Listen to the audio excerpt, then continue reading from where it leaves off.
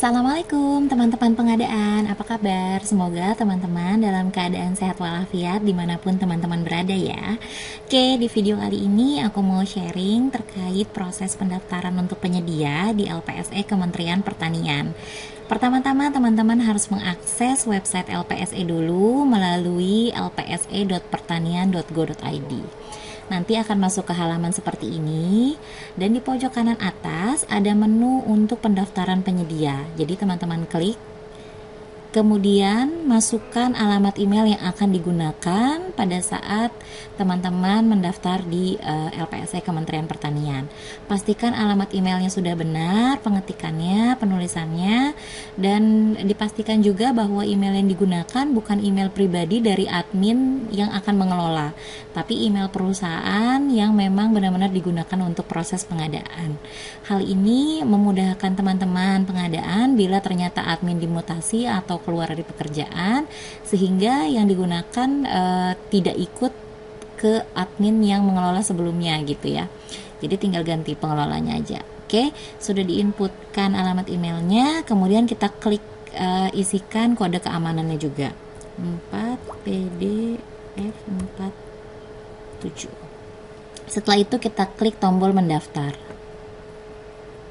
Oke, nah setelah klik tombol mendaftar, di sini nanti akan ada notifikasi bahwa emailnya sudah dikirimkan ke alamat email yang teman-teman sudah inputkan sebelumnya, dan langkah pendaftaran berikutnya terdapat pada email tersebut, gitu. Nah, untuk emailnya terkadang masuk ke dalam folder spam atau junk mail, jadi tidak hanya di dalam folder inbox saja.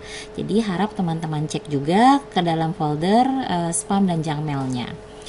Oke, setelah itu kita cek ke alamat emailnya. Jadi kita masuk ke emailnya.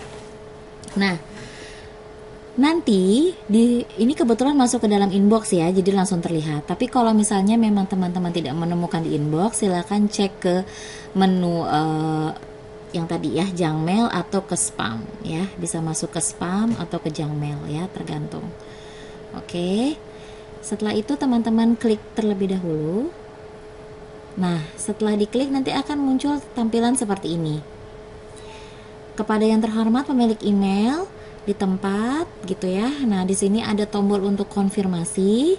Bisa langsung diklik, nanti dia akan masuk ke halaman baru untuk mengisi data-data perusahaan teman-teman.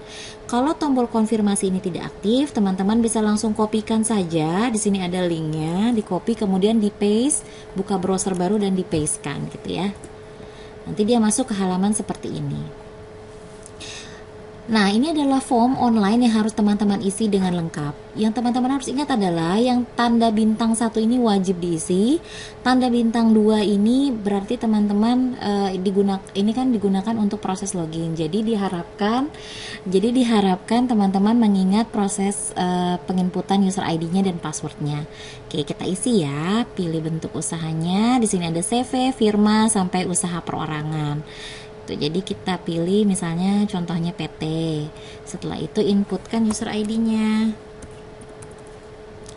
Huruf besar kecil ini berpengaruh ya. Di sini maksimal 20 karakter, hanya huruf A sampai Z, angkanya 0 sampai 9, dan pembatasnya titik yang diperbolehkan. Jadi kalau mau agak panjang boleh, tapi dibatasi dengan titik misalnya gitu.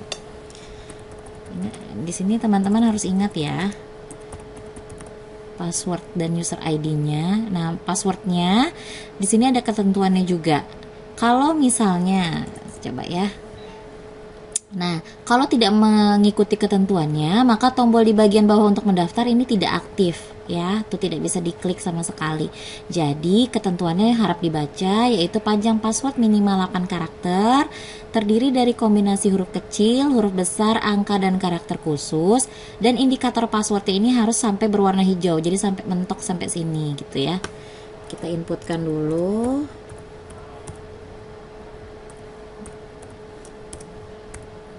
Oke, ini sudah hijau. Kita ulangi lagi inputnya. Nah, setelah itu isi nama badan usahanya, nama perusahaannya ya, berarti ya. Alamatnya silakan diinputkan. Provinsinya dipilih, berada di mana domisilinya. NPWP-nya diisi. Email sudah otomatis pada saat mendaftar ya, jadi tidak perlu diinputkan lagi. Nomor teleponnya silakan diinputkan.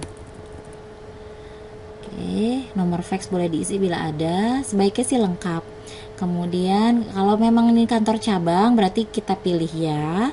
Kalau memang bukan kantor cabang tinggal pilih tidak. Tapi kalau pilihannya perusahaan yang didaftarkan adalah kantor cabang berarti ada isian yang harus diinputkan, yaitu input alamat untuk kantor pusat, alamat emailnya, nomor telepon dan fax gitu ya. Oke, bila sudah, nanti kita bisa klik tombol mendaftar. Tapi teman-teman harus siapkan dulu KTP, KITAS, dan kitab serta NPWP yang digunakan untuk proses verifikasi lanjutan. Gitu ya. Nah, nanti ada berkas-berkas yang harus teman-teman serahkan ke LPSE, yaitu ke verifikator, dengan menunjukkan dokumen aslinya. Jadi kita klik dulu mendaftar. Oke, di sini ada keterangan lagi notifikasi menyetujui dan bersedia mematuhi segala ketentuan berdasarkan Perpres bla bla bla. Bila memang setuju, kita klik tombol setuju. Oke, nah di sini datanya sudah tersimpan dan sudah masuk ke dalam file verifikator di LPSE Kementerian Pertanian. Nah, tugas teman-teman berikutnya adalah mengirimkan dokumen-dokumen yang dibutuhkan untuk verifikasi ke verifikator. Lihatnya di mana? Bisa lihat di LPSE Pertanian Go ID di menu konten khusus. Ya. Di menu konten khusus di sini ada persyaratan mendapatkan user ID untuk penyedia rekanan barang jasa dan SOP-nya. Jadi ini teman-teman download saja. Di sini sudah disediakan informasi dokumen-dokumen apa saja yang dibutuhkan. Yang dikirimkan ke verifikator adalah kopinya ya. Jadi kopinya di sini ada alamatnya. Jadi di LPSE Pertanian Go ID di menu kontak kami.